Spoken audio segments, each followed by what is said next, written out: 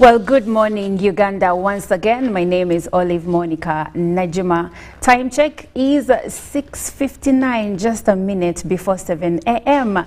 Welcome to our Newsreel Hour, where we normally have conversations regarding some of the issues that have made news and some of the most pertinent conversations that are supposed to be had in a timely manner. And speaking of timely manner, we have a conversation today regarding the G25 Africa Coffee Summit. Now, the government of the Republic of Uganda, through the Ministry of Agriculture, Animal Industries and Fisheries, and in collaboration with the Inter-Africa Coffee Organization, is hosting the second G25 Africa Coffee Summit in Uganda. And this summit is starting today, the 7th of August 2023 to the 10th of August 2023, and it will be held at Speak Resort in Munyonyo, Kampala. Now, the theme for the summit of the 25 Africa coffee producing countries is transforming the African coffee sector through value addition. And of course, this theme is in line with the theme of the 2023 African Union Agenda that focuses on accelerating the implementation of the African Continental Free Trade Area. Now, joining me today to have this conversation and of course to share more highlights regarding the Africa Coffee Summit is none other than the Executive Director, Uganda Coffee Development Authority, Dr. Dr. Emmanuel Iyamulemye. Good morning. Good morning. And thank you so much for making the time here. It's a pleasure and happy to find you in the studio with a cup of coffee. Yes, a cup of coffee, because coffee is important. If you didn't know, if you wake up on the bad side of your bed and even on the good side, the best thing that can happen to you in the morning is coffee. And speaking of coffee, let's get to it. What is the agenda for this year's Africa Coffee Summit? Thank you. Good morning, viewers. Just as you have every articulated, the summit, which is starting today, seeks to discuss the African coffee within the African coffee producing countries, what has largely eroded us. We would like to see our coffee as Africans being taken to the highest level of the African Union. We want to see Uganda is the origin of Robusta coffee, Ethiopia is the origin of Arabica coffee, but African countries are only contributing to 12% of the global value chain. So we want to see our political leaders also to give more support to the institutions which are involved in the coffee value chain, so that our share of the global value goes up to where it should be. To the viewers, just as our president has ever articulated in the last couple of months, the global value chain the coffee global value chain is valued at $460 billion US. But Africa's contribution is only 25 billion US, and Uganda is just less than $1 billion US. We have just, as we are celebrating very high export value, we are only at 864. So we want to see our fair share to because coffee belongs to Africa, to see how we can contribute to creating more jobs, of course, to bring more value to our farmers, more value to the value chain operators. So our focus to get our leaders to really see how we can prioritize coffee in the African Union agenda of 2063, but also to marshal more support, consensus to the institution which is driving coffee at the African Union level, the institution which is responsible for coffee on the African continent is Inter-Africa Coffee Organization, We want to see that institution to be part of the organs of the African Union, so that all the discussions about coffee can reach the high table as quickly as possible. Thirdly, we would like to discuss about creation of more opportunities and synergies, and expand our regional trade in the African continent. Africa prides of itself of the African Continental Free Trade Area, which is the largest trading bloc in the world. And why not trade coffee within the continent? Because among the coffee-producing countries, we have another 27 non-coffee-producing countries, especially the North Africa. We have Morocco, Tunisia, Algeria, Egypt, but also South Africa. Those are high consumers of coffee, but they import coffee from other continents. And therefore, we want this intertrade of coffee to be part of the African Continental Free Trade Area.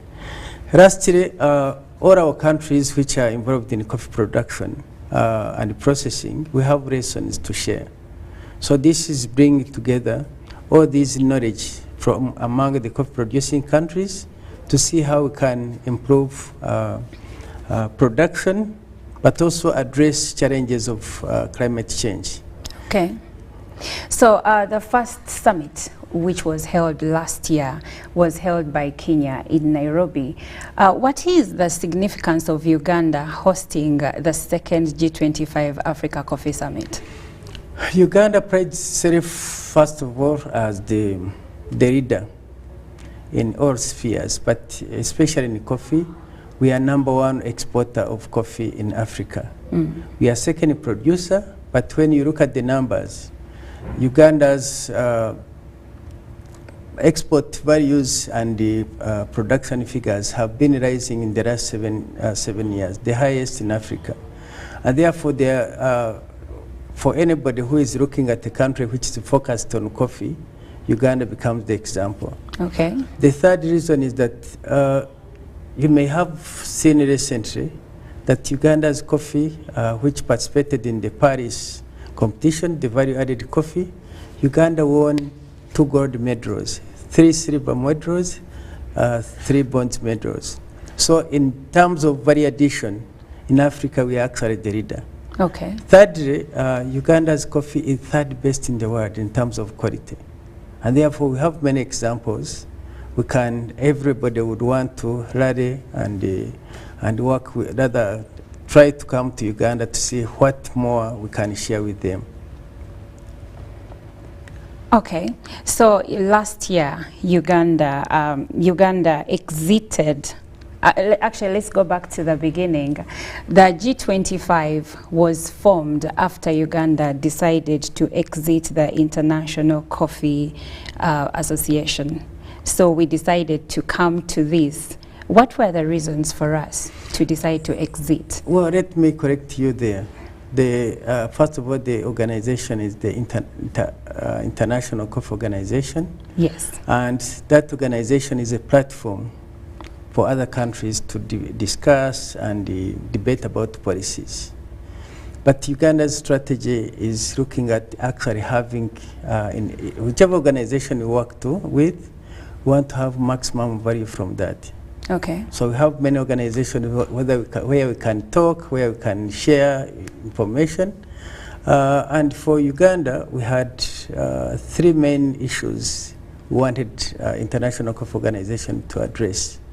One and the foremost is value addition.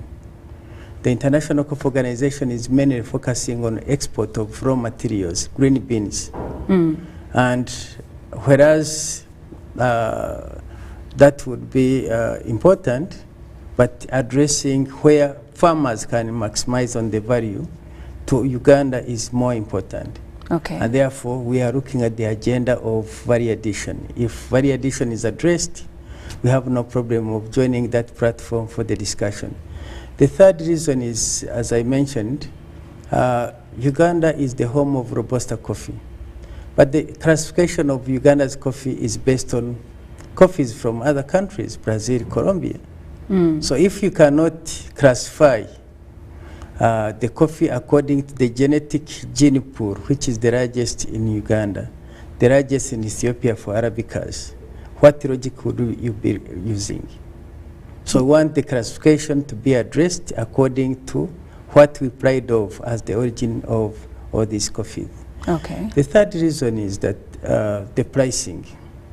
The pricing of the coffees is based on the consumer countries, where a group of associations in Europe, in America, decide on which prices go to the farmers.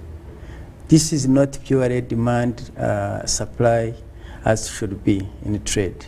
And therefore, we want all these anomalies to be addressed. Uganda has suspended the membership, and will be more than ready to join once all these issues are addressed. Okay. There was actually an issue about tariffs where President Museveni said Uganda pays tariffs of over 60%, yet other global exporters are paying next to zero. But that's not absolutely correct. I think you didn't get him correct. The issue is that Uganda, among the, as is categorized as a least developed country, and to Europe, we have zero tariff to export both green beans and value-added coffee. So we can export roasted coffee, we can export the green beans at zero tariff, courtesy of the everything that arms in Europe. But also under AGOA and other trade agreements, we can export these products to America. China has also opened it for us. Probably what you heard he was saying, within even Europe, notably countries like Germany, there is a tariff dating back to 17th century. So in trade, in there, once you have the green beans, they say you are welcome, you can have the coffee traded, but if it is roasted coffee, there is that tariff. But Uganda, I think, and again, looking at what the focus of the government is looking at, especially under the coffee roadmap, we are looking at demand and value addition. And therefore, this conference would never be at the right time in Uganda, because it really aligns with our focus. Okay, it is the right timing. So now let's look at the resolutions that were made in the last Coffee Summit, and of course the objectives for this one. The first Coffee Summit was held on 25th of May, 2022, and was again looking at marshalling the political leadership to take coffee to the African Union. It was also looking at focusing on production and productivity, and during this summit we'll be assessing how far we have gone in increasing production and productivity. On Wednesday and Thursday there will be technical discussions along the value chain, whereas we'll be looking at value addition presentations. We'll be taking stock of how far we went with since the last summit in terms of production and productivity. So we see that one of the key achievements is that politically we have seen many political leaders now rallying and actually creating more awareness about the opportunities that accrue from coffee. This year's summit, starting today, we have seen more political leaders attending. We believe that awakening of the first Coffee Summit was very, very important to make everybody think about this commodity which has been with us for centuries, and we have not maximally gained from the opportunities. So we believe today, starting today, many of the leaders are now getting more aware, and we believe this continued marshalling of the political leaders this time around is going to get a lot of support. Okay. You can join the conversation by going to our social media handles. The hashtag is UBCGMU, so that you can share your comments and of course your thoughts regarding this conversation. We are delving into the highlights of the second G25 Africa Coffee Summit that is being held in Munyonyo, Uganda, starting today. And with me this morning is the Executive Director, Uganda Coffee Development Authority, Dr. Emmanuel Iyamulemye. So, what are some of the highlights that Ugandans should look forward to regarding this summit? We are at a crossroads at this time. Okay. Because with the awakening about value addition in developing countries, producing countries, the consuming countries are a bit cagey of what is going to happen today from this summit. So we are one of the highlights we are looking at is one, the resolution from what we are calling Kampala resolution. Our leaders going to be committed to carry the flag of value addition. The leaders going to be committed to endorse coffee to be a strategic commodity under the African Union, and thereby consider the Inter-Africa Coffee Organization to be a specialized agency under the African Union. Thirdly, we are looking at whether coffee is going to be considered as one of the key commodities under the African Continental Free Trade Area. We know already that the Standards Organization of the African Union is looking at the standards of coffee as one of those specialized commodities. We also know that the Inter-Africa Coffee Organization is working with many countries to promote value addition. For Uganda, we are going to be also launching a coffee hub at Kyambogo University, which is also bringing the youth in value addition, training the youth in business development services, but also training the youth to understand that coffee is a key commodity. And therefore, we hope that all this awareness is going to be create even more impact.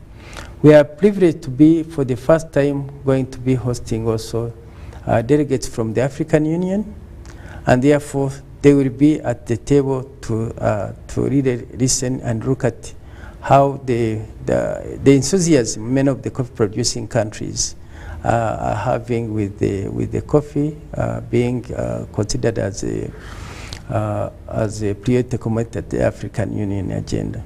Okay.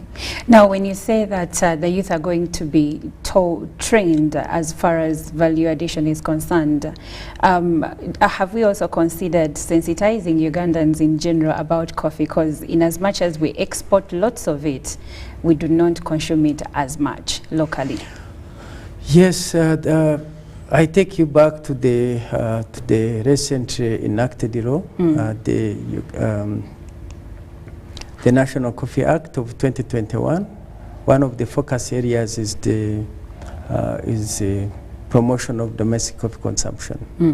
And therefore we start with the highest stratum of the population, which is the youth. Okay. The youth, they have the energy, they are the future of the country, they have more disposable income in terms of when they get employment, but also the youth, we believe, could be the game changer. And that's why we are starting with the tertiary institutions.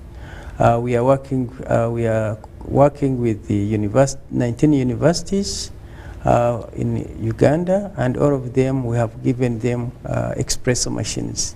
Okay. We are training these youth to understand whether you are an economist, you are a sociologist, you are a biologist, that coffee is the second most traded commodity in the tropics after oil. And therefore, this can be your side hustle. You can make money out of this. You can develop a career out of this coffee. But coffee also has health benefits. And therefore, we are looking at also the youth to consider not trading alone, but also drinking the coffee, because coffee has health benefits. And that's the reason why the consuming countries have actually found the health benefits, and they are craving for more and putting good prices. And therefore, we want to be our youth to be part of the value chain, because they are the future. Okay. So when you wake up in the morning and you have Monday blues, please take a cup of coffee. And we have some of the best coffee in the world, like you said, right? Yes. We have had, like I mentioned, of course, I've participated in many competitions of the value-added coffees. But the highlight was just recently when we participated in the value addition competition in Paris. We were third for the first time, and we believe we can even take the #1 position, because Uganda has good weather, has good soils, but also is a genetic pool of all these coffees. And therefore, the way you can blend your coffees can make you have the best cup of coffee. Okay. So now let's dig into Uganda's coffee journey and the target of 20 million bags from the current 6 million. Yes, we have. I think we are on the right track. We have continually increased the coffee production, and this year we are conducting a mid-term review of how far we have gone with the coffee roadmap of achieving 20 million bags. We have seen so far that exports to many countries, including China, has increased, albeit the effect of COVID. We have seen also that many youth now and business people are involved in the value addition. We are also looking at blending of Ugandan coffee, and all this has implications on the coffee roadmap. When you create demand and value addition, it stimulates production. We have seen also that many farmers are involved in groups and farmer organizations. By 2017, we are standing at 15% of the farmers who are in farm organizations or cooperative. To date, the numbers we have is around 60% of the farmers who are involved in as cooperatives or farm organizations. And therefore, the situation is even becoming much better when we have the parish model, because at the parish level, farmers are working as groups. So we are taking stock of all of this. You may have heard recently also of the chrono coffee. There are new varieties, 10 varieties, which have been developed by the National Coffee Research Institute, which we are providing to the farmers. And we see many more people also utilizing the land, which was largely for other crops. So production has increased to meet the demand. And there has been much awareness about the coffee around in Uganda. And therefore, with this kind of awareness, with the government efforts and the private sector working together with the government to increase production, to add value, we believe the coffee roadmap is achievable by 2030. Okay, that's encouraging. Now, speaking about the coffee roadmap being achieved by 2030, and also value addition, because yes, the president is very vocal on value addition for pretty much all our raw materials, coffee inclusive. Do we have mechanisms in place to help people in the coffee business to add value to our coffee before we send it out to the world? We have many opportunities, and we see many of the business people going to coffee. We have supported the private sector, who are now organized under the Uganda Coffee Roasters Association. The Roasters Association is going to be a center of focus for value addition, because much of the coffee is to add value. You have also to look at the economies of scale. So most of these roasters, once they are working together, the government can support through funding to get some of the roasteries. But also we are looking at Uganda establishing a cereal coffee plant. We have been working with the Minister of Finance of the PP unit.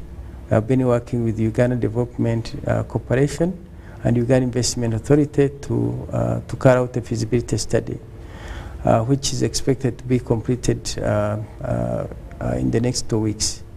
So we believe with the, after the feasibility study and identification of a transaction advisor, government will be very close to establishing a cereal coffee plant.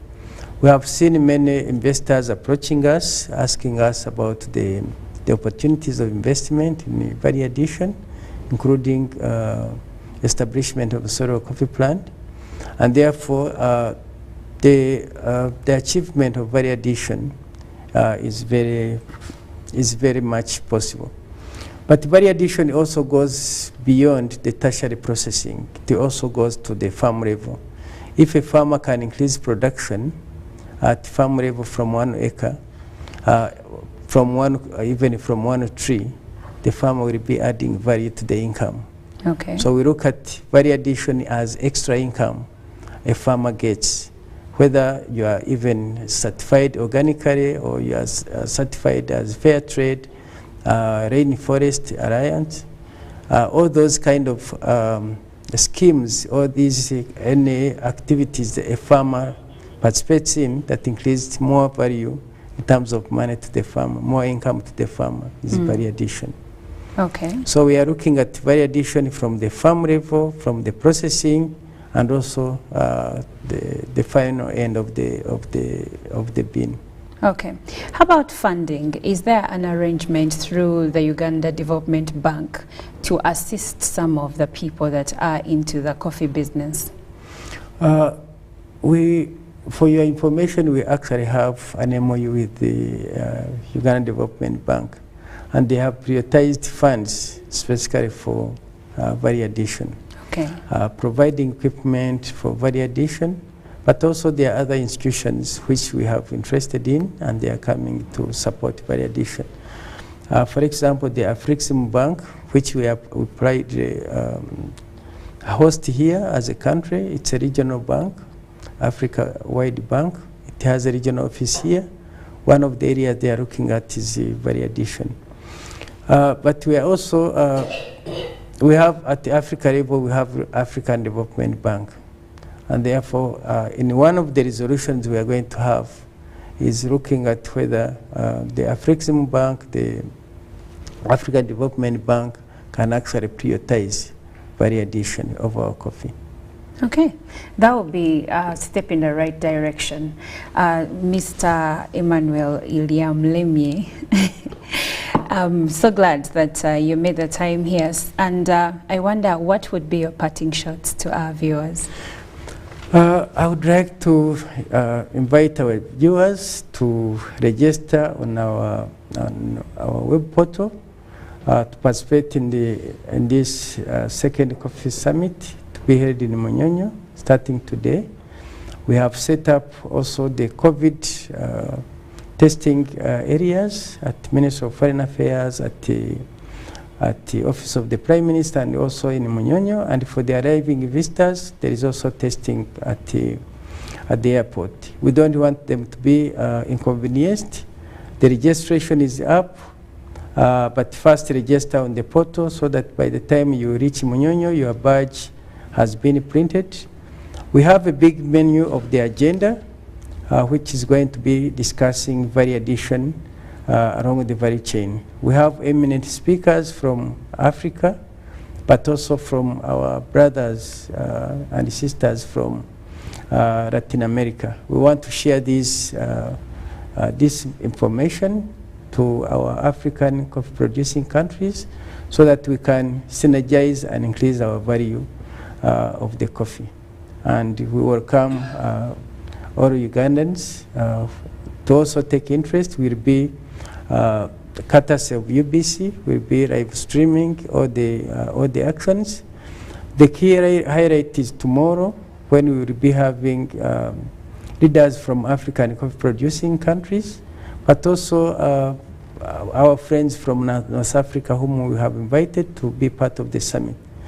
our leaders will be endorsing on the Kampala Declaration.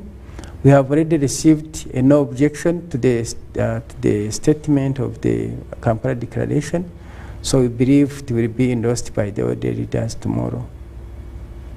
Well, thank you so much, Dr. Emmanuel Iliam-Lemye. Thank you so much for being with us here and, of course, highlighting the key events that will take place in the second G25 Africa Coffee Summit. Now, if you're just joining us, we have been delving into the second G25 Africa Coffee Summit. This will be held in Uganda starting today up to the 10th of August at Speak Resort Munyonyo.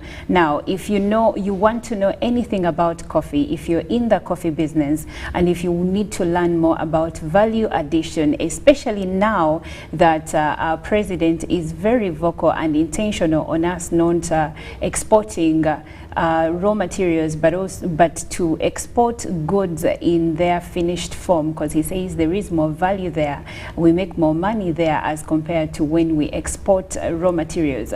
And coffee being one of our biggest exports, yes, you need to be part of this conversation. You need to be part of this summit. And you can, like he said, you can register through the portal and also be able to attend the summit in person at Speak Resort Munyonyo. My name is Olive Monica Najima. This is Good Morning Uganda.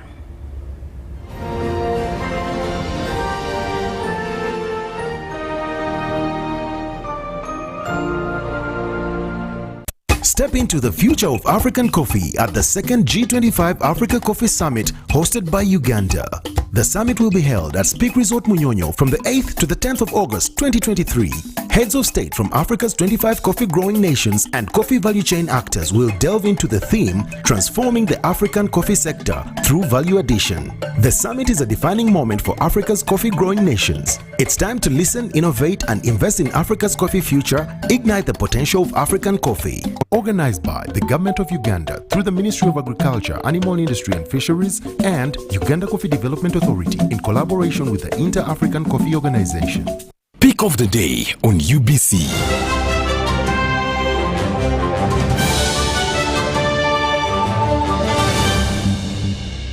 Was brought to you by MTN Momo Pay is the easy way to pay. Dial star 165 star 3 hash or use the MTN Momo app. You don't need cash. MTN Momo Pay is safe and free.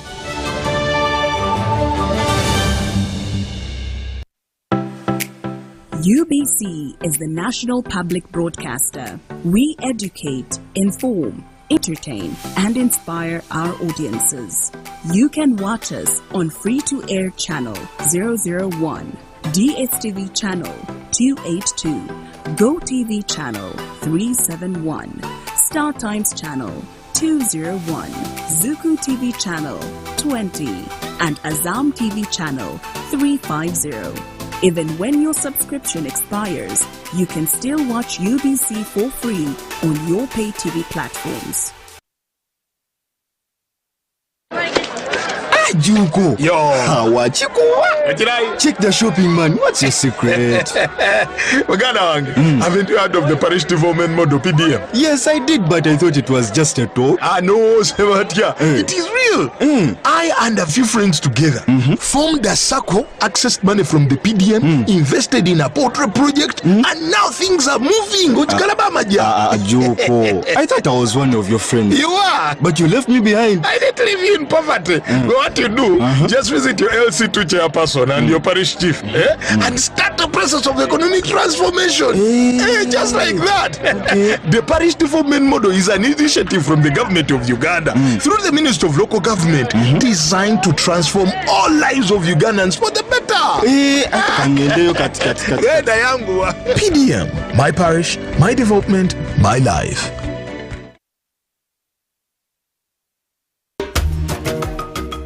Nkwanga Ramazan is my name, the head teacher of this great school, Ikumbia Seed Secondary School. The school has staff from well furnished, administration well furnished, The computer lab, well furnished. The library, wonderful. The multi-purpose hall, well furnished. The teachers are also enjoying in the staff quarters. The school has teachers totaling to 28. Ikumbia Seed has embraced the new curriculum. I want to thank the government for that bright idea. There are many students that end up in senior 4 with no document. But with the coming of the IT, the skill children are going to have certificates in skills as early as senior 3. And that certificate is equivalent to a senior 4 certificate. Ikumbia Seed Secondary School is a very great school that has influenced the lives of people or changed the lives of people of Ikumbia sub-county. I want to thank the parents and the government for this kind of input.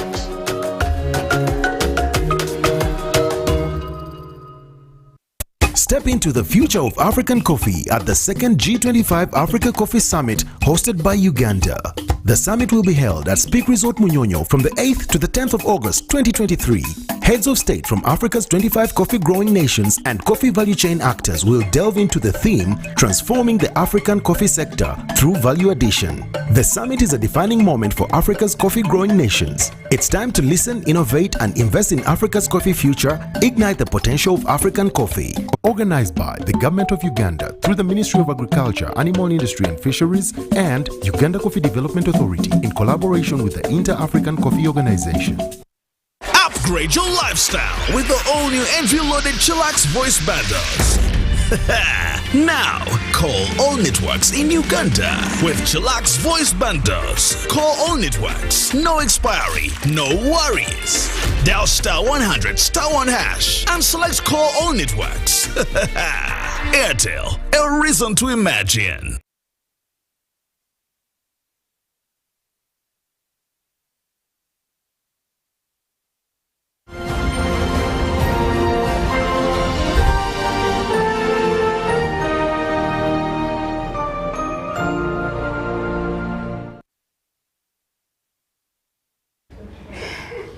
Good morning once again. It is time for our traffic updates. But before we get into that, like I said earlier, August is a rainy month. And what does that mean? It means that sometimes you're going to have to drive in the morning, even in the evening when it is raining.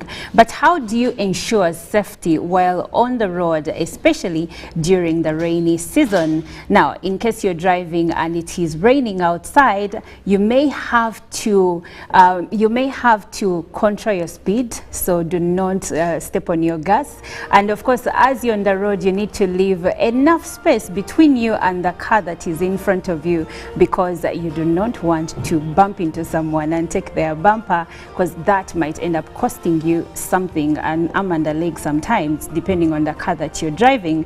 But anyway, away from that, let's look at the traffic updates this morning, and we will pick it up from the areas of Gayaza Road. Today, yes, being a Monday, the roads are busy, because when I look at the area around Gayaza Road and of course the feeder roads that join the main road to feed into the heart of the city, it looks like, yes, many people are on the road around this time. I see many red zones and of course orange zones too, indicating that there is ample traffic on the roads this morning. Now, if you're coming from Gayaza Road around Muchibi Road, there is plenty of traffic. So you will be held up for a bit, and people coming from the areas of Akamwesi Shopping Mall, that feeder road that joins the main road, but the main road is not good at all. If you're coming from Chebando Ring Road, as you join the main road, Chebando, there is plenty of traffic, and it goes on and on up roundabout, and even roundabout there is still plenty of traffic jam. See the Lago Kubiri, there is plenty of traffic jam. But now looking at the feeder roads before the main road, around Kanyike Road, yes, the traffic is insane there because many people are trying to use the same exit route to get to the main road that also feeds into the roundabout. So that explains the hold up around there. Around Mulago, still it doesn't look very good. There is plenty of traffic around Mawanda Road, and of course if you're going to the areas of Unsora Road, you're going to be held up a bit, but not so much. It looks like the traffic is, in as much as it is there, it looks like it is actually moving, so you may be able to get to wherever you're going in record time. But now looking at Mawanda Road going on to the northern bypass, yes, there is traffic that comes from the areas still of Kalere roundabout. It keeps going on until you reach the next roundabout, which is Mulago roundabout. At Mulago roundabout, there are different roads that are feeding into that, so it explains why there is some bit of a hold up around there. Now, as you move along to Binaisa Road, it seems like you're going to have to wait because also there it doesn't look good. Now, if you're going the other opposite direction of the road, there it is okay. The traffic is moving smoothly up until when you reach the roundabout, the Bombo Road roundabout. There you're going to be held up a bit. But now looking at Dwaliro Road from Mulago, yes, there is some bit of smooth flow of traffic. There is a hold up at the corner. There is a sharp corner there where you might spend some bit of time because yeah, there is traffic coming from this side of from the side of Church Road, yes. So you may be held up there. It doesn't look like there are many feeder roads that you can use as an option to get off Dwaliro Road. So that explains why you might be held up there. Binaisa Road doesn't look good itself. There is heavy traffic there. So if you're heading to Binaisa Road, yes, you're going to be held up for some time. It doesn't look like many parts of the roads this morning have free flowing traffic because being a Monday, it seems like everyone is out early. But now when you reach Yusuf Lule Road, yes, there is smooth flow of traffic, so you will be able to get to the heart of town without so much of a hold up. But of course, around when you're about to reach Ginger Road traffic lights, you may be held up there a bit, but it's not so bad. So you should be able to get to the heart of the city in record time. That's it for our traffic updates this morning. My name is Olive. Taking a look at the international, we're going to be taking a look at the East African papers, and I'm going to be taking it straight to the Daily Nation. Unemployment pandemic, and that is a ticking time bomb that is in Kenya. Also, Azimio, Kenya Kwanza first meeting set for Wednesday, that is this week. The forgotten victims of attack, and that is a talk of possible compensation, has reignited hope among those who were injured in the 1998 terrorist attack in Nairobi. And also, we are seeing KICD loses books purchase role of equipment agency. And away from that, we cross over and go to Tanzania. That is in today's copy of The Citizen. BOT acts over impact of dollar on fuel business. And also Embassy Church reacts to Tanzanians' abduction. Then also arrivals throng KIA as Greece claims the leader. And in trouble at work over X posts, Elon Musk has you covered. And then also you're going to have national changes, why we have reshuffled the shadow cabinet, and also mining 5 billion Tanzanian shillings, that is Tanzanite auction center almost ready. And also do more for farmers, Prime Minister challenges banks. That and so much more is in today's copy of The Citizen. So in case you want to know, wish to take a look at, that is The Citizen. And also we took a look at the Daily Nation. Good morning, Uganda. My name is Chantal.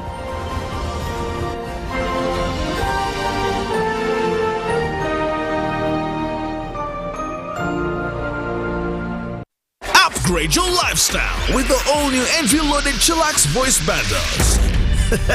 Now, call all networks in Uganda with Chillax voice bundles. Call all networks, no expiry, no worries. Dial *100 *1# and select call all networks. Airtel, a reason to imagine. Juko. Yo.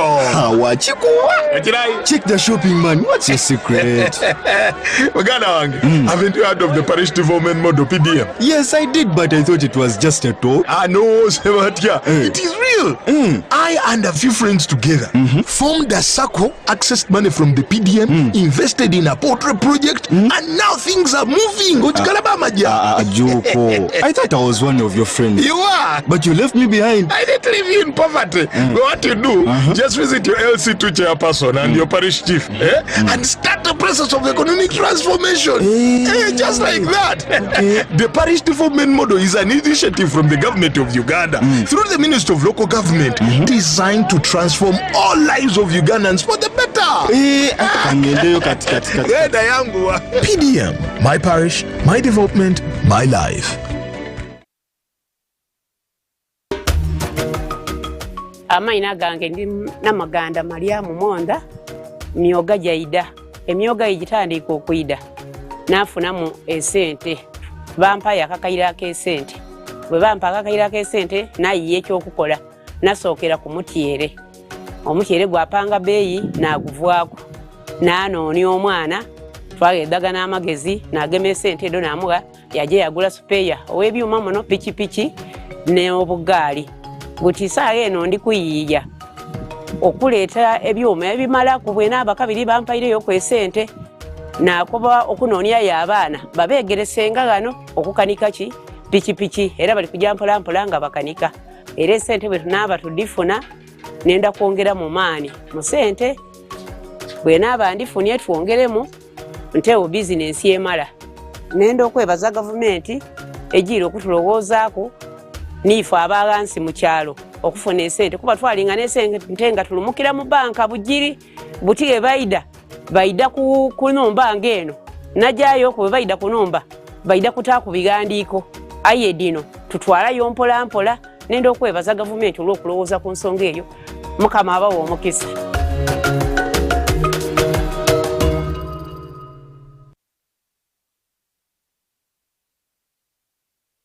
Step into the future of African coffee at the second G25 Africa Coffee Summit hosted by Uganda. The summit will be held at Speak Resort Munyonyo from the 8th to the 10th of August 2023.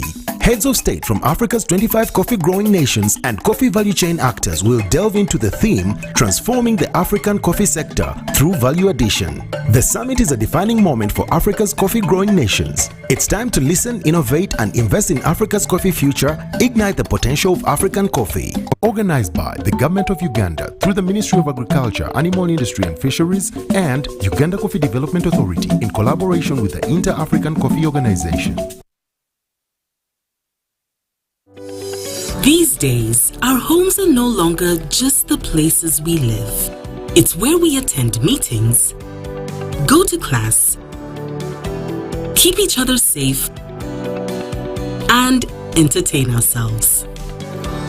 To do this smoothly, you need a reliable internet connection. Buy the MTN WakaNet router, which connects up to 32 devices and gets a free 40 GB data bundle at only 149,000 shillings. Or buy the MTN WakaNet MiFi at only 75,000 shillings and enjoy a free 15 GB bundle to stream, study, work, and play on the go. Visit any MTN service center to buy the MTN WakaNet router or MiFi and enjoy the internet that does amazing things.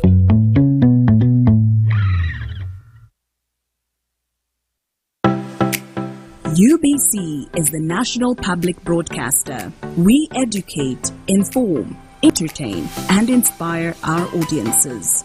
You can watch us on free-to-air channel 001, DSTV channel 282, GoTV channel 371, Star Times channel 201, Zuku TV channel 20, and Azam TV channel 350.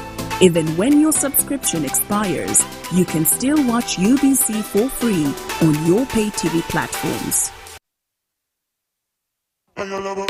This is the University of Africa. On the streets, you get your real education. Here, everybody has a degree of something. But the most important qualification is imagination. His reason is to be the GOAT.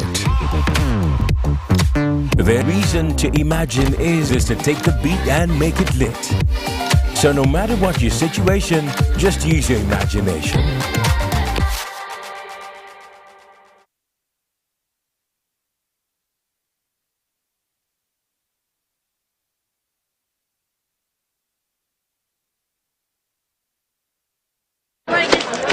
Juko. Yo. Wachikuwa. Etirai. Check the shopping, man. What's your secret? Uganda wange. Haven't you heard of the parish development model PDM? Yes, I did, but I thought it was just a talk. No, Sebatia. It is real. I and a few friends together formed a circle, accessed money from the PDM, invested in a portrait project, and now things are moving. Juko. I thought I was one of your friends. You are. But you left me behind. I didn't leave you in poverty. What you do, just visit your LC2 chairperson and your parish chief and start the process of economic transformation. Just like that. The parish development model is an initiative from the government of Uganda through the Ministry of Local Government designed to transform all lives of Ugandans for the better. PDM, my parish, my development, my life. Pick of the day on UBC.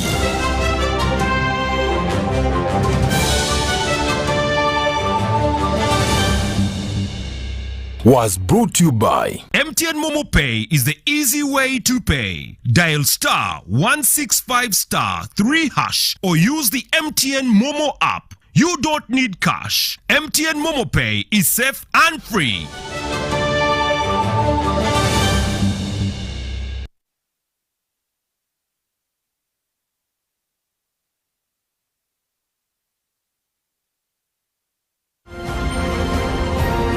Live from UBC Studios in Kampala, this is Good Morning Uganda.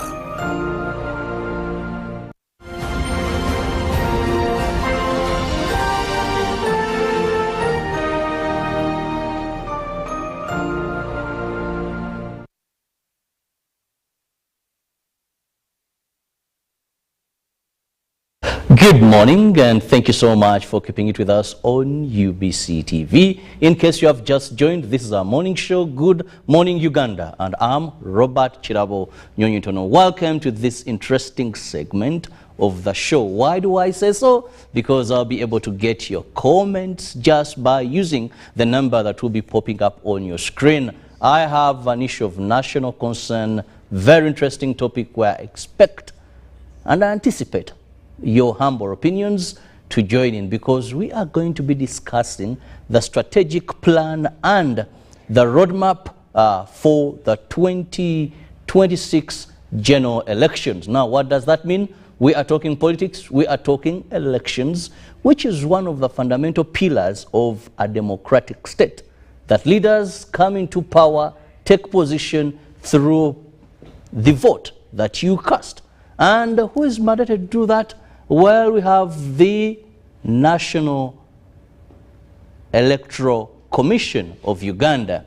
And joining me this morning, I have the Senior Elections Officer of our electoral body, and that is Nsube Richard, with whom we are going to be discussing more regarding this roadmap that was launched actually on the 2nd of August, just last week.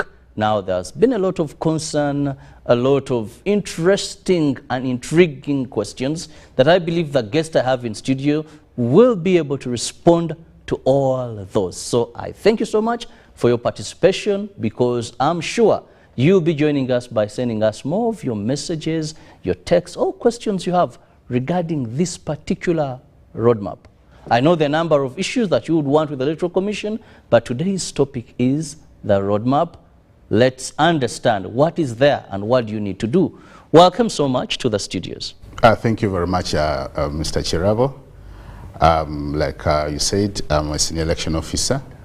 I work with the Electoral Commission, and I'm glad that you've invited us here to talk issues that are electoral in nature, and in particular to discuss the roadmap that was launched, like you said, on the 2nd of August at Hotel Africana, where we invited all stakeholders, all manner of stakeholders, to come and witness, and then, you know, start with us at the journey to 2026 general elections. Well, the word invited all stakeholders is an issue we shall dissect later on as we go on. But to begin with, first, what is the mandate of the Electoral Commission? The mandate of the Electoral Commission is very clear. We are supposed to organize, conduct, and supervise elections and referenda regularly, on a regular basis, with including on a regular basis. That means that every time there's an election vacancy or need to conduct elections, we are supposed to do that. We are the managers of elections in the country. Yes. Okay, you conduct elections. Yes. Once it organize, is conduct, and supervise. Organize, conduct, and supervise. And supervise. Yes. Elections. Yes. Okay, that was said. Now let's go to the strategic plan 2023, 2024, 26, 27. Yes. When we talk about launching, releasing, availing, what entails in this? Thank you very much. A roadmap is a plan. It's a document that it details what you want to do in a specific period of time. So our our roadmap that we launched, we have strategies that are embedded in activities that we want to conduct from 2023 to 2026-27. That's when we shall conclude the general elections.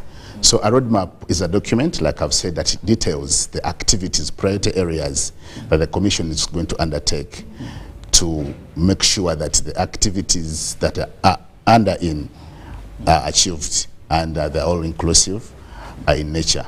So it's a plan. I can call it in Uganda Olugendo.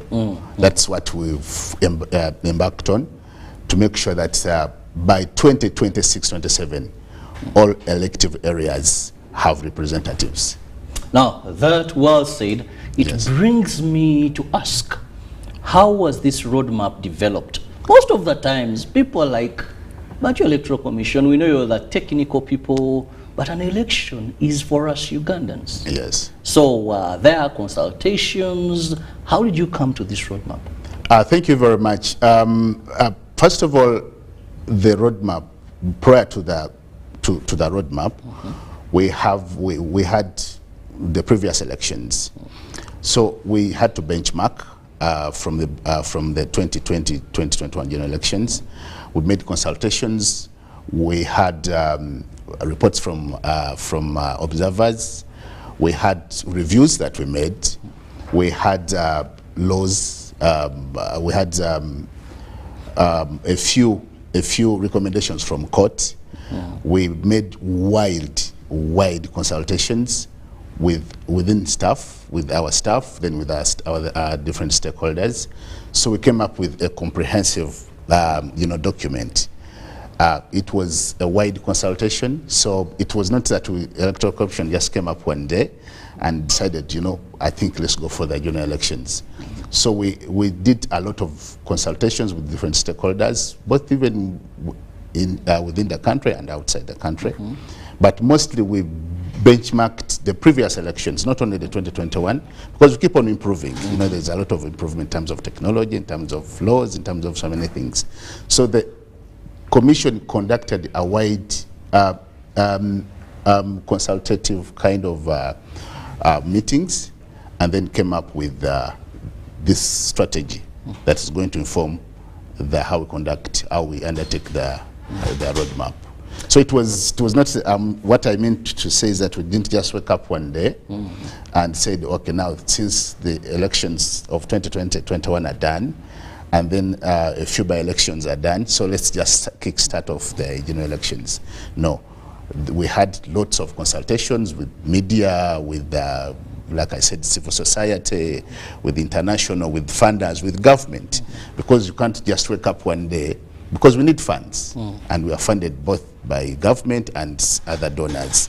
So you just can't wake up one day and say, I'm launching. For instance, I can break it down to maybe my brother down in Kamocha or in Busoga or in if you want to start if I'm interested in a lady and I want to make it official, I don't wake up one day and I say I'm launching. Of course, I have to make so many consultations with my parents, with my colleagues, with my peers, with my workmates, and then we come up with a comprehensive plan on how we shall get this sweetheart of mine. No worry, later on we'll bring evidence to if you really did make wide consultations. Yes. Because neither I from the media did receive any consultation, but that we shall later on when we look at a bit of harder nuts to crack. Yes. Now, why launch this roadmap 3 years too?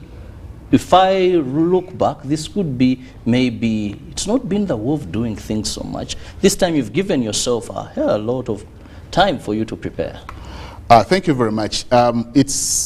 It's been our culture. If you remember well, vividly well, the previous elections were launched in 2018, and the elections were going to be conducted in 2021. So an election is not an event. There are so many activities that are undertaken within. So the commission comes up because there's a constitutional mandate under which we have to have a president elect. So we work towards that, behind that. We work backwards. But then, like I said, the election is not an event, it's a process. So we, first of all, why we do it as early as possible is, first of all, to make engagements with our stakeholders, to make sure that, one, they get to know what is going to happen. There are so many activities before we go to the polling day that we want people to undertake. You know, Commission, we don't work in isolation. We work with stakeholders, we work with people. And these people they are the ones that, you know, without them, elections cannot, you know, take place. So we phase them out into different financial years. And one of the factors, I think, comes with funding. Because, for instance, there's a lot of money that is spent on elections. And I think 80% of this money comes from government. So we phase these activities into different years for government to make sure that they can easily fund these activities. For instance, if we are in trillions of money, you cannot say, okay, let's put all activities within one financial year. Government will be will be strained, and they cannot, you know, fund, even donors. So why we do this is because we have a plethora of activities that are undertaken within from 2023 to 2027.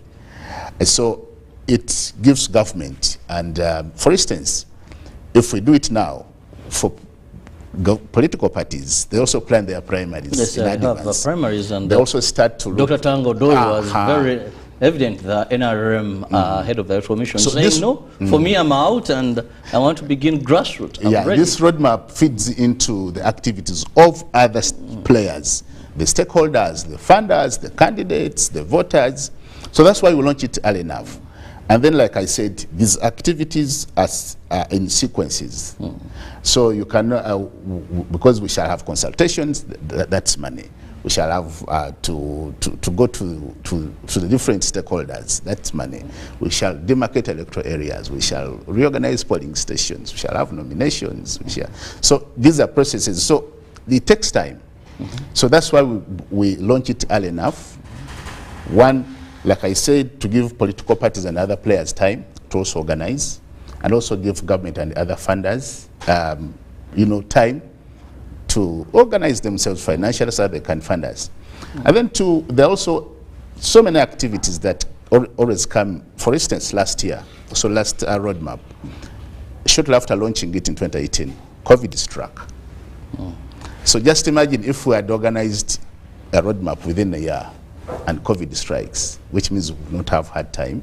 So this time gives us a lot of time. Is good because we prepare, and then two, also we prepare for eventualities, adjustments, because this roadmap is not cast in stone.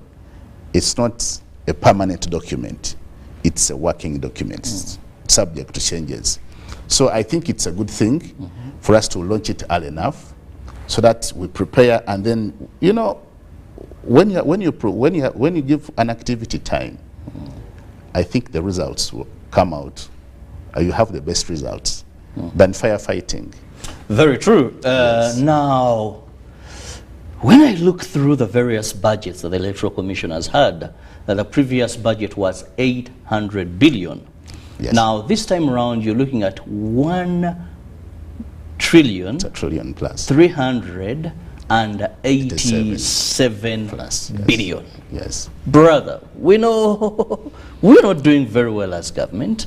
Why does this go down the records that it's going to be, if these funds are available, the most expensive election that Uganda will have ever had? Yeah, thank you very much, Mr. Chirabo. First of all, as Commission is also concerned, because we don't want to stretch government beyond. You know, when you stretch a cloth so much, it tears. But then circumstances also, when you look at circumstances that prevail right now, for instance, we have drivers that drive this budget to 1,387,000,000.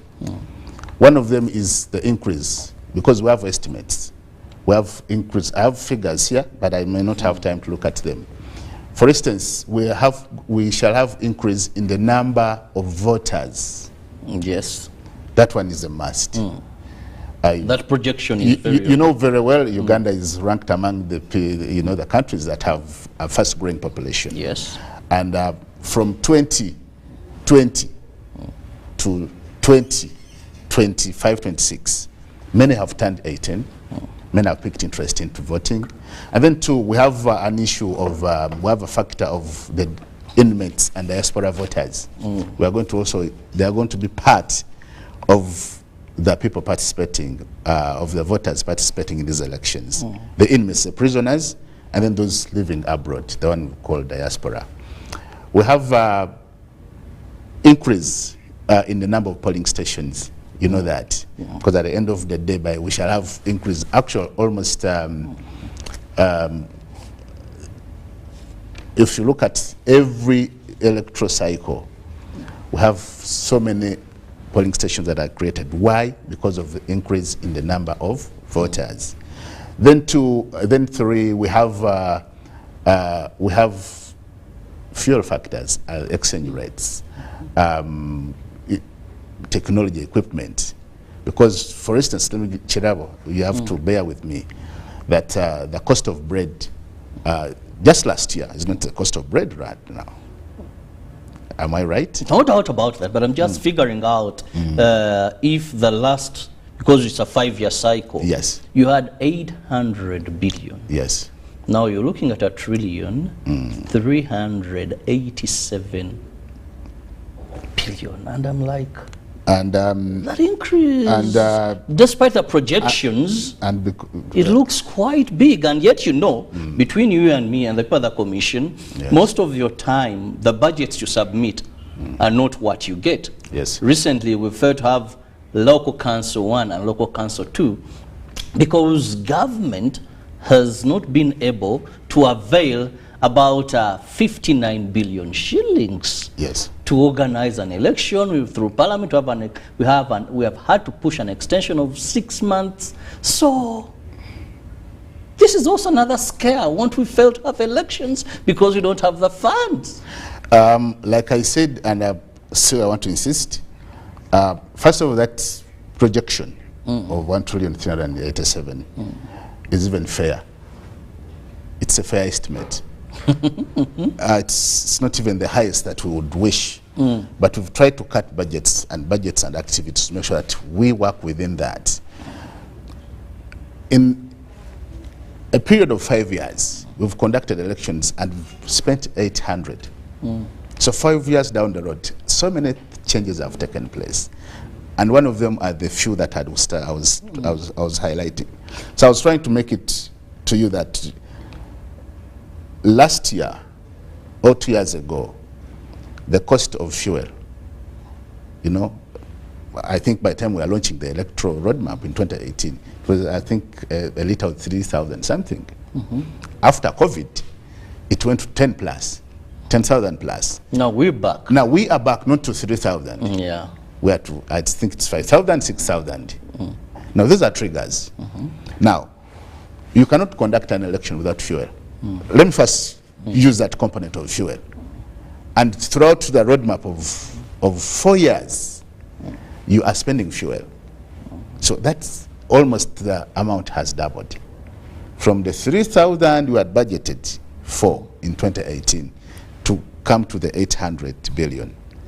Now, 3,000 and 6,000, that's double. Are you getting it? Now, we're going to have administrative units that are created. More villages, more parishes, more sub-counties, more cities. Also, if we have the census, the national census, of course, that is also still questionable because Uganda Bureau of Statistics still had money issues. Well, Heavenly Father, money issues are money issues. Money but in case the funds you are cannot available, run away from money, but for us as a commission, we are considerate. We don't want to bloat this budget and make it, you know, a bit amorphous. We work within the estimates that we think are achievable. But then government will come and say, we cannot afford this. Then whatever they give us, we work within what they have provided for. But we think that the limited funding also implicates on the outcome or the quality of the election that we conduct. Very true. And still I want to put it back to you, all our viewers and listeners, that if I have a budget, a wedding budget of 50 million, and I only raise 10, it means I'm going to make a lot of compromises. And the wedding or the introduction ceremony will not come out the way that I want. And then to remember, these are estimates. They're not cast in stone. So they're subject to increment or decrease. But for us, we think there are so many factors that have driven this, and for instance, like I said, we have polling stations, we have administrative units, we have exchange rates that, you know, that keeps on, we have inflation. There are so many things that really... Most so when most of them that material is imported into the country. Have, like I talked about, increased technology, because now we cannot run away from technology. The equipment UBIS was using 10 years ago is not what you're using now. I think every time you keep on, you know, improvising and buying new technology, because that's the way to go. Now, for us to have a quality and meaningful election, we have to embrace technology. Now, technology let me give you an example. All polling stations in Uganda are supposed to have a BVVK machine. You know that very well. Now, that's a cost implication. Now, the machines we used last year cannot be used right now because of technological advancement and so many other things. Oh. Yes. So we keep on, there's improvement. Then there is staffing because of the sub-counties. Each sub-county should have a representative from the Electoral Commission, each parish. So wherever there's an increment in an administrative unit, even a village, it means there is a cost implication. And of course, according to your projections, we are going to be having more elective positions. We expect more, a bigger parliament. Yes. We expect bigger local councils. We expect, definitely, wherever there's an increment in an administrative unit, there's a cost implication. Cost implication. And we cannot run away from that. Well, moving away from that, let's look at what is expected to change in this roadmap. What are some of those issues that Ugandans should be concerned that it's not going to be business as usual given the electoral roadmap now? What we I wanted to give some figures here. For instance, the changes, especially in the administrative units, because I didn't want to go to this, but I think let me give the actual figures. In 2015-2016, we had 10 regions. We expect 15 regions by 2025-26. We have districts, stroke cities, there were 122. Now we expect 155. We have counties that by 2015, there were 194. We expect 350. That's double. Then city divisions, we had 5. We expect 33 by that time. Constituencies, 296. We expect 390. Then sub-counties, stroke town councils and municipal divisions, 1,580. We expect 3,100. These are changes. Then parishes, stroke wards, we had 7,795. Now we expect 14,000. 14,000. Those are parishes. Villages, we had 59, 315. Now we expect 80. That's almost 300 in increment. Then polling stations, we had 28,000 and 28,000. Now polling stations, they are going to double, 42,000 polling stations. I think that informs the other question of why the increase in the budget. Democracy is expensive. So registered voters, we had 16 million, and this in 2021 we had 18 million. Now we expect 24 million voters. So these are the changes that that we expect. Then the other changes, like we talked about, changes in technology. We want to have a very robust technological approach where results are disseminated because we've always done that, but we want to keep on improving. We want to improve in technology, we want to improve in staffing capacity. Because like I said, every time we have an election, we have, after that we have an evaluation. And we always look at where do we find the gaps.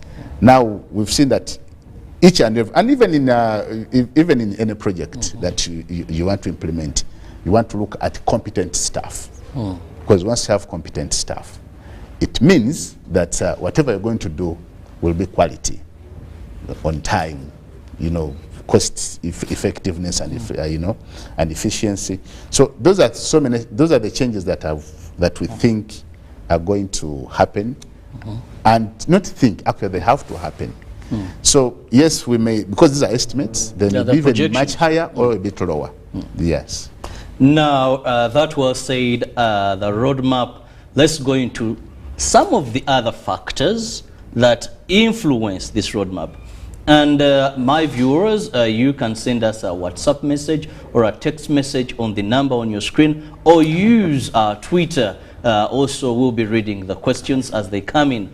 Now, let's go to two things that come in here. Voting by proxy. Yes.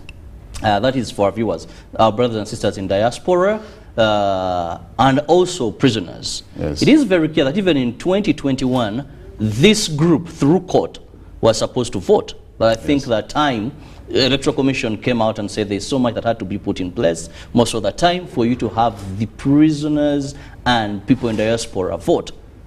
How practical is this time around? Thank you. First of all, I want to, the word used of proxy is not here in general elections. Actually, in our elections, we don't vote by proxy. Elections in Uganda have to appear in person. So we shall not have any proxy voting, but we want to include people in diaspora. My brothers down on the streets, they call them Avasama, the ones that really stay outside Ugandan borders, and they're abroad. So, and then the inmates, the prisoners, court ruled, and as the Electoral Commission, we're working with the partners. That's NIRA, Ministry of Justice and Constitutional Affairs, local governments, and other ministries, than the government itself. Now, we are working tooth and nail to make sure that this election takes place. But we still have some legal reforms that we think have to be first of all undertaken. How are these people, are they going to vote at the embassies? You remember here in Uganda, for you to be a voter, you have to belong to a parish. And as a place of origin, or so a village as a place of origin, or as a resident. So when it comes to the inmates, are they going to consider that as their village? Then the people in diaspora, are they going to vote at the embassies? They are scattered. How are they going to be mobilized? But working with the different stakeholders. Are they only voting for president because they may not the president, area member of parliament, and then the local council elections. So those are things that we are still looking at. But we are in advanced stages, and we think by the time we roll out the registration, that's the update of the voters register and the new registrations, I think we shall have a definite answer. But as a commission, we are on the road to making sure that these two categories are part and parcel of this electoral process. By the time we go to voting, they will be part of the voters. But like you've asked, there are so many challenges that definitely yes, court ruled. Even as as commission, we are willing, but we don't want to rush step by step, because we have different stakeholders. They have their organizations that govern them in the diaspora. There are many. The UNAs. The UNAs, and so we are in touch. I think we've had like 3 engagements with those organizations. They've also given us their challenges. We've had engagements with NIRA. I think several meetings have been held, and with government. So the engagements are ongoing, and we think if there is, if everything is finalized in terms of guidance, because for us our role is to implement. We can guide as the technical people, and then the other stakeholders, take on, like Parliament, and they make their recommendations or amendments. Once they come within the time, then for us we shall implement. Okay, well, that still remains a uphill task, given the technicalities, the legal framework that has to be put in place. But we hope that all this will be put in place, because when you look at the roadmap, issues like voter registration and all that come very early, and we hope they don't leave these people out. We just hope for all the reforms that are needed to be done. Now, the biggest challenge the Electoral Commission is facing, during the launch, Forum for Democratic Change shunned or boycotted, Alliance for National Transformation didn't turn up. We had most of the opposition parties worth their salt never turned up. Yet, in your initial remarks, you talked about wide consultation that was done. But even away from that, the Electoral Commission stands at a very trying moment, where we've seen trust and faith in this commission drilling over time. And this is also evident that most of the times you have so many people that come up and turn up to register. But on voting day, you never see these people. We've seen so many Ugandans that will tell you, I am a registered voter, this is my voter slip, but I'll not vote. You see, organizing, I'll use the example you've been given, a wedding. And then even in the Bible, it is there, a man who had a party, and the people supposed to attend the party never turned up for this party. What are you doing as the commission? Not only to say, for us our role is to organize, conduct elections, but it seems the general concern is they doubt your independency as a commission and your ability to organize a free and fair election. Thank you very much, moderator. The question is, I don't know whether you're saying someone is registered, they come to the polling station and they don't vote. They don't even come. Or they just shun. They shun. That's the but question. statistics have proven, you see. Okay, now. You have so many registered. And Mr. Chiravo, and I don't want to sound defensive, but you cannot find an election that has 100% turn up for various reasons.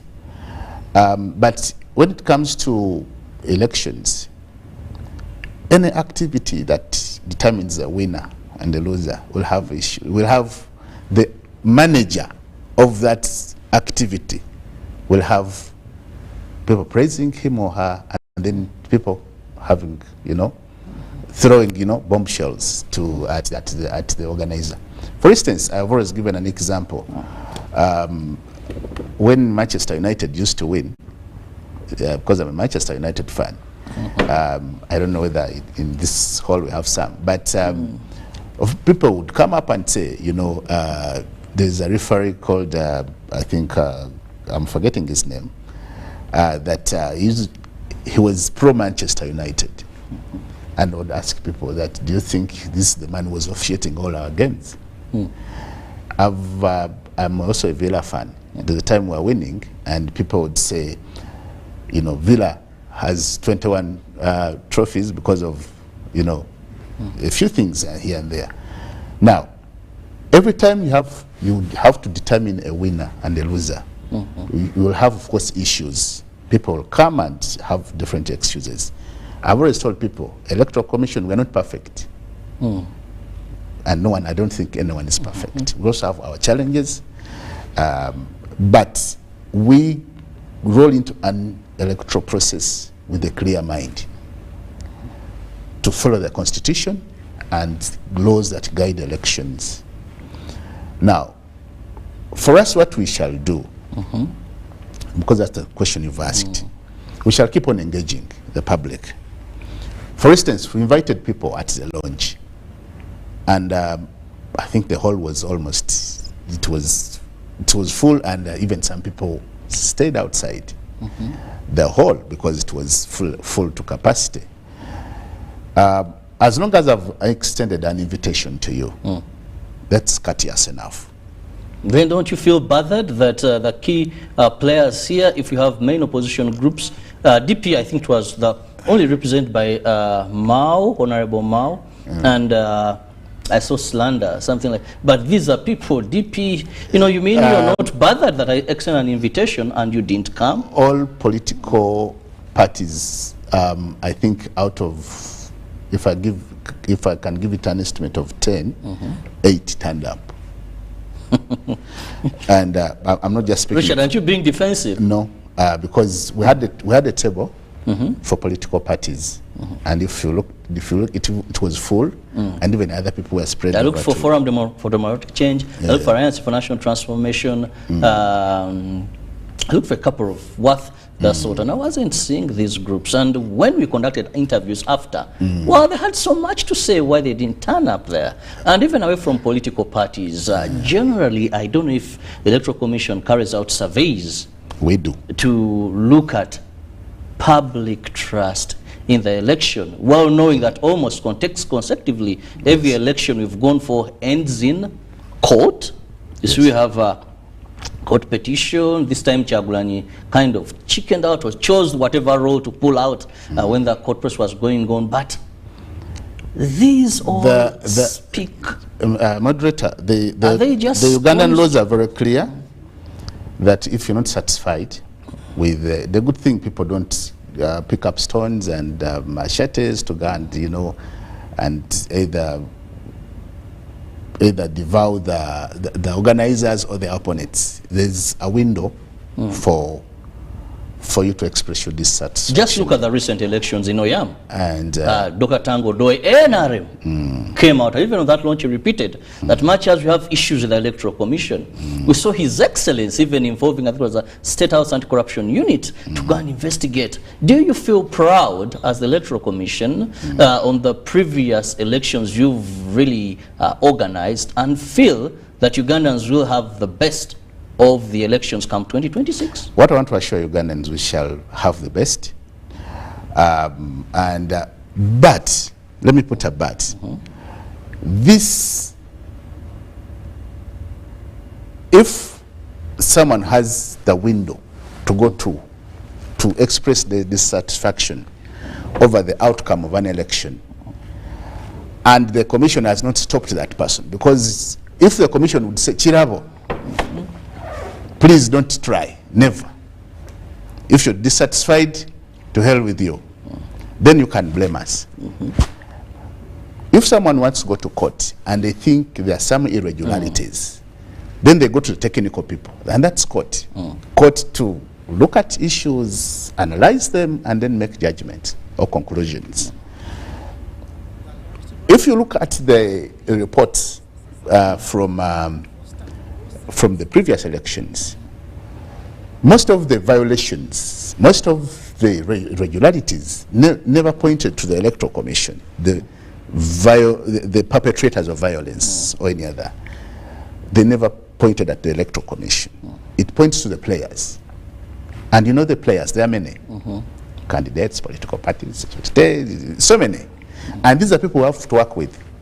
I've always told people, we don't have the mandate to arrest. Yes, we are managers, but the other players we bring on board that are technical enough to handle those various irregularities. So, when such things come up, of course we bring on board the different, technical people. Security, if there's, you can investigate police. Police, there's a problem, investigate. Chiraba has done ABCD, police, please handle. You understand? If there's a candidate has done something, yes, we can only advise and tell them get back to the right path, because these are the electoral guidelines. If you flout them, then there's the organs that are supposed to do that. Now, for us, what we can do, one, like I've told you, we want to have constant engagement. If people have not come up to the launch, why? I have to extend an olive branch. Why didn't Chirabo come? Do you have issues with us? There's ABCD. How best can we handle this?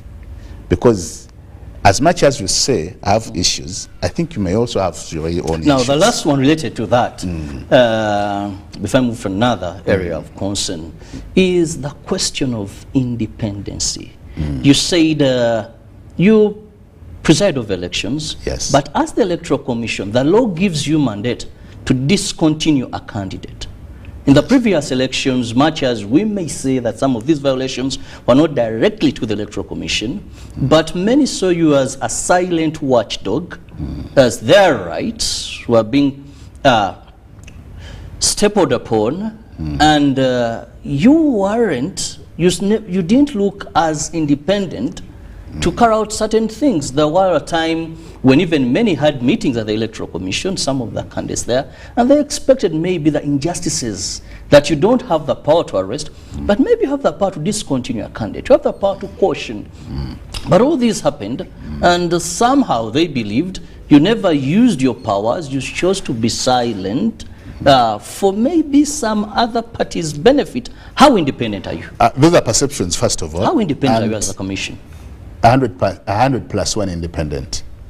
Now, I think what people want us to do that is not even legal is for me to find Chirabo, and Chirabo is engaging in some kind of irregularities, and I say, Chirabo, as a returning officer of this district or a national returning officer, I'm cancelling your candidature or your participation.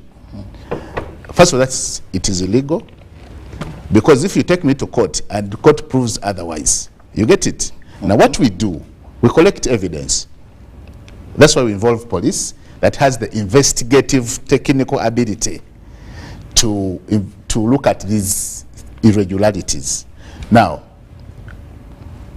when you talk about the previous elections, the commission had several and countless engagements with the stakeholders. I don't know how many we had with the police. I don't know how many we had with the candidates, political parties. Every time the commission would invite, if they think Super Richard is, the public is talking about ABC and it's not good for the commission, they would call me.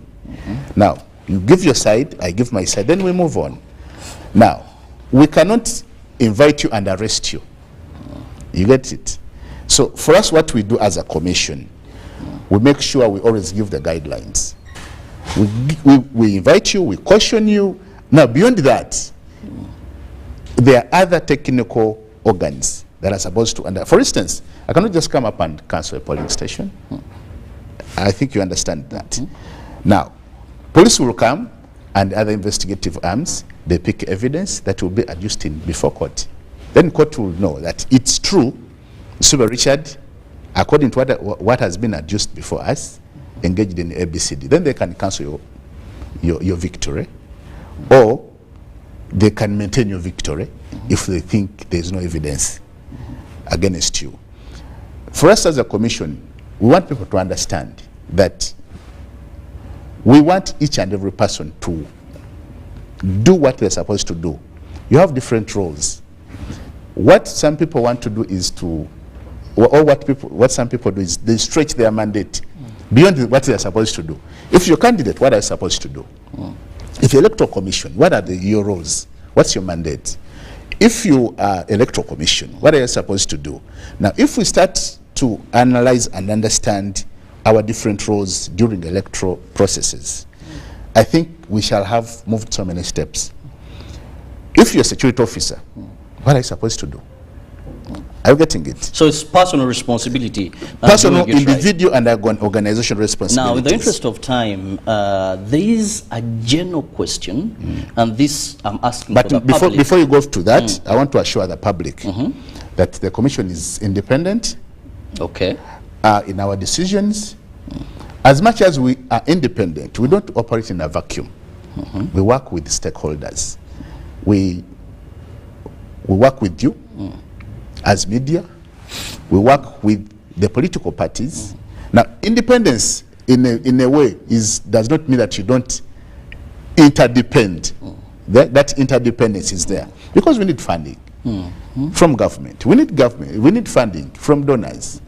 So you cannot say that you are working in a vacuum and whatever you do.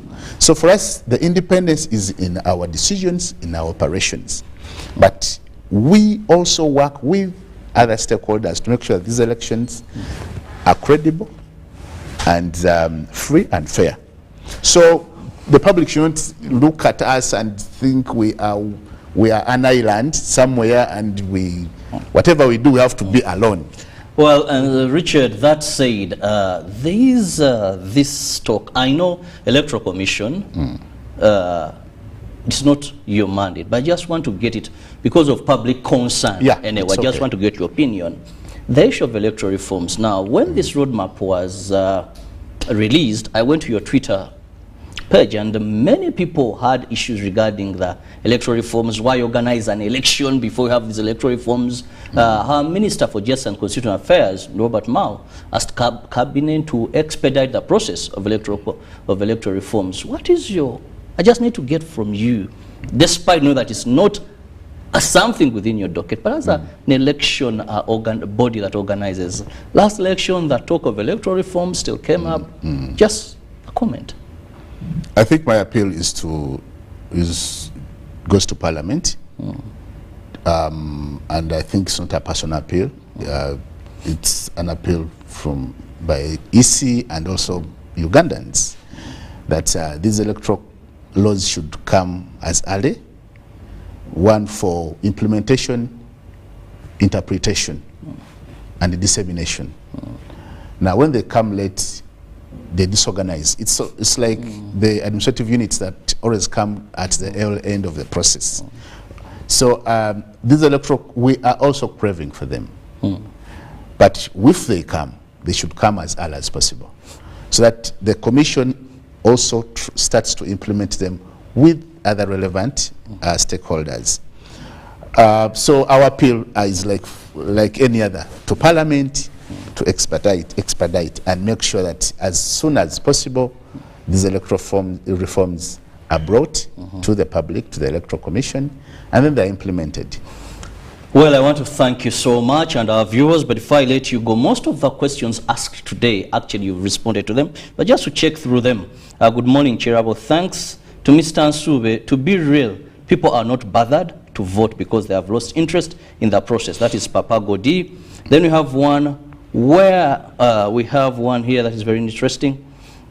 My brother here says, good morning, Uganda. I hear the Electoral Commission wants to create more 37 constituencies. Is it true? If so, why waste taxpayers' money and yet we want MPs to be reduced to only 2 per district? Please think where we are heading in Uganda. Can I respond to that? Godfrey from Soroti City. First of all, I know you have many questions, but yes, that one I will forget. You know, the public thinks that we are the creators, that we don't have birth controls as Electoral Commission when it comes to administrative units. No, it's not Electoral Commission that gives birth or creates these administrative units. Like I said, for us, we do the implementation. Now, we are not planning to create like if those creations are to come, they will come from Parliament and Ministry of Local Government. But if they come, we have nothing to do, because if there are vacancies and those vacancies need elective representation, as a commission we shall come in. But it's not our mandate to create administrative units, either parishes, villages, counties, any manner, sort of manner of administrative. No, it's not our mandate. Then too, when it comes to the first question someone was asking, so people have lost interest in us. I've always told people that the best they can do and the best we can do is to have engagement, because the Electoral Commission is there by law. So elections have to take place. What we have to do is to make sure that we work in harmony. Let's harmonize the challenges, the gaps, fill them. And where do you think the Electoral Commission is lacking? And where do you think you're also lacking? Because at the end of the day, I've always told people, if 1,000 people are supposed to vote for a candidate and only 5 vote, it means the 5 have voted on behalf of the rest. And still you declare a winner. And this person is going to be your leader. I've seen people who say, I don't want to waste time.